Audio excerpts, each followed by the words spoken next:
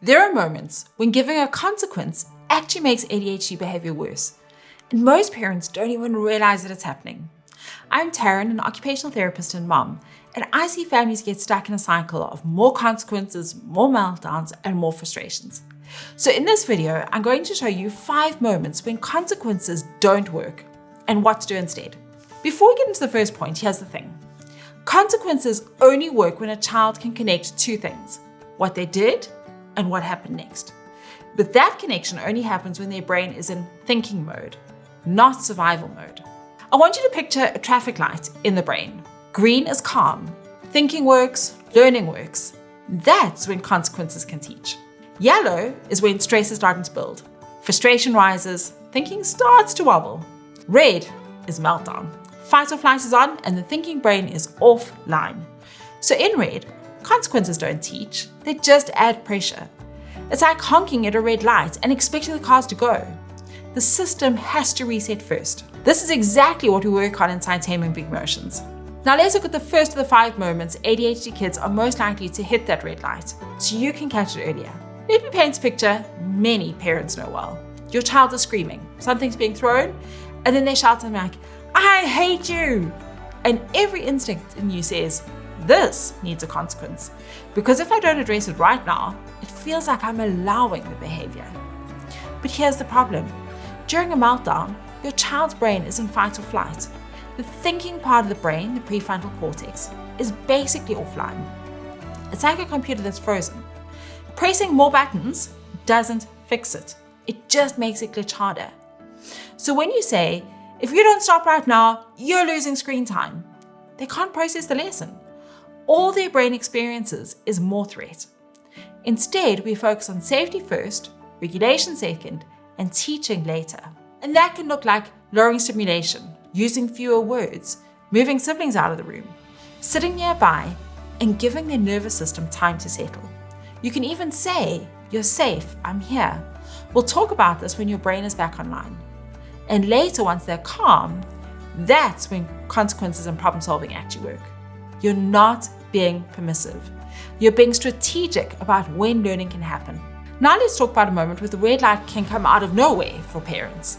This is one I see in so many families. Your child walks through the door after school and suddenly everything falls apart. Attitude, arguments, explosive emotions.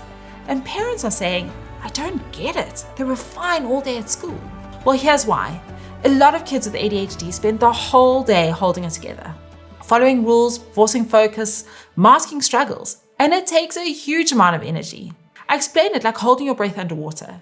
You can do it for a while, but eventually you have to come up for air. So when they get home, their nervous system finally releases all of that pressure. And if we jump in with homework now, or fix your attitude, their brain doesn't have anything left to give. What they need first is decompression.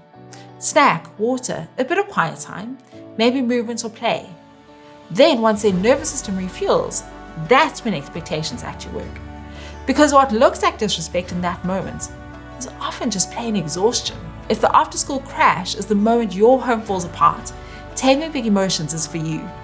It shows you exactly what to do before, during, and after meltdowns, so you can get more calm and cooperation without shouting or constant consequences.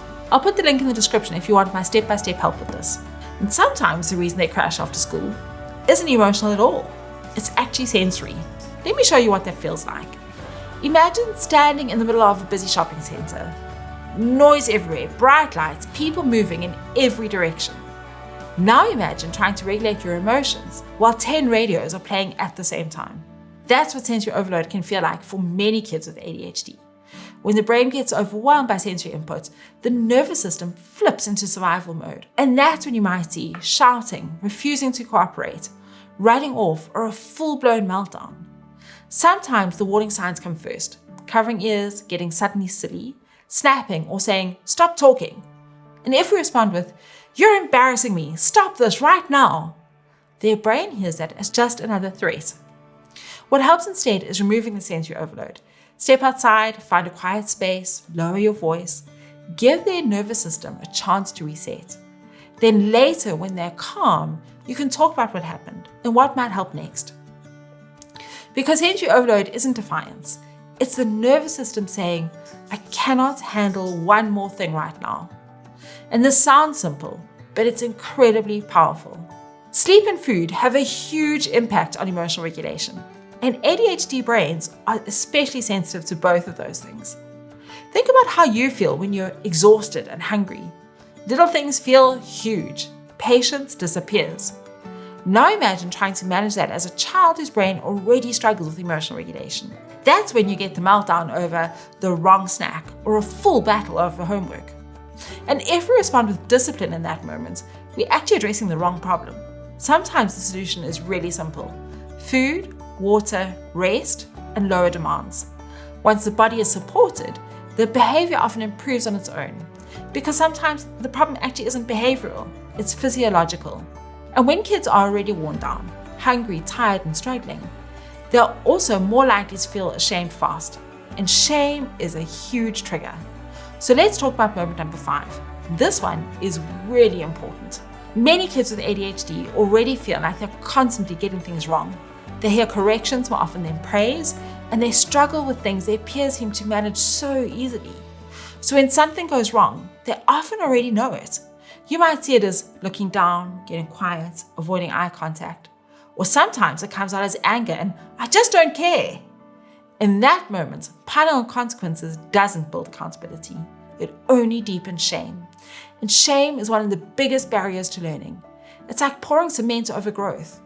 Instead, rebuild connection first. You might say, I can see that didn't go the way you wanted. I'm on your team. Then once they feel safe again, that's when you problem solve together.